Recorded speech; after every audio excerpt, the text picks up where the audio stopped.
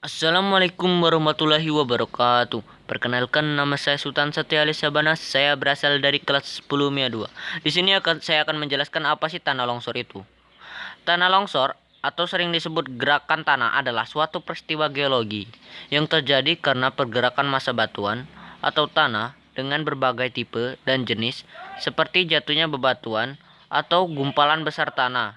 Lereng dari bebatuan dan tanah diperlemah melalui saturasi yang diakibatkan oleh hujan yang lebat. Nah, untuk gejala tanah longsor itu antara lain muncul retakan pada lereng, beberapa pohon atau tiang listrik sudah mulai miring, tiba-tiba muncul rembasan pada lereng, runtuhan batu kecil mulai terjadi, dan lereng tiba-tiba menggembung. Maaf. Berikutnya merupakan beberapa penyebab terjadinya longsor. 1. Tingginya curah hujan. Curah hujan yang tinggi merupakan salah satu penyebab terjadinya bencana longsor. Karena ketika musim kemarau, tanah akan kering dan memperper tanah atau rongga tanah. Kemudian selanjutnya terjadi keretakan tanah tersebut, dan pada musim hujan tanah akan basah dan terjadi longsor. Erosi tanah merupakan salah satu penyebab tanah longsor yang paling sering terjadi. Erosi ini bisa terjadi ketika ada aliran air yang deras menyerang tanah sehingga tanah bertambah curam. Aliran air ini bisa berupa gelombang air laut, air yang berasal dari hujan atau badai, dan lain-lain. 3. Lereng tebing yang terjal.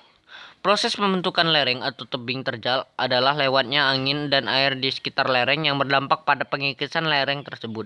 Waspada jika di sekitar tempat tinggal kamu terdapat tebing atau lereng terjal, karena itu merupakan rawan bencana tanah longsor.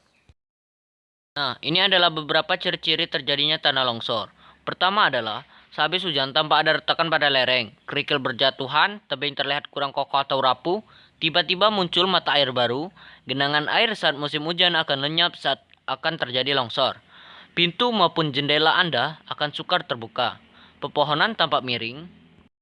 Nah, berikut ini merupakan tahapan mitigasi bencana tanah longsor. 1. Pemetaan menyajikan informasi visual tentang tingkat kerawanan bencana alam geologi di suatu wilayah sebagai masukan kepada masyarakat dan pemerintah kabupaten atau kota dan provinsi sebagai data dasar untuk melakukan pembangunan wilayah agar terhindar dari bencana. 2. Pemeriksaan melakukan penyelidikan pada saat dan setelah terjadinya bencana, sehingga dapat diketahui penyebab dan cara penanggulangannya. 3. Pemantauan. Pemantauan dilakukan di daerah rawan bencana, pada daerah strategis, secara ekonomi dan jasa, agar diketahui secara dini tingkat bahaya oleh pengguna dan masyarakat. 4. Sosialisasi atau memberikan pemahaman kepada pemerintah provinsi, kabupaten, atau kota atau masyarakat umum tentang bencana alam tanah longsor dan akibat yang ditimbulkannya.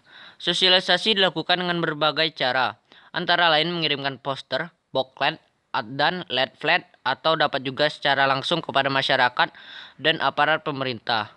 5. Pemeriksaan bencana longsor bertujuan mempelajari penyebab, proses terjadinya kondisi bencana, dan tata cara penanggulangan bencana di suatu daerah yang terlanda bencana tanah longsor.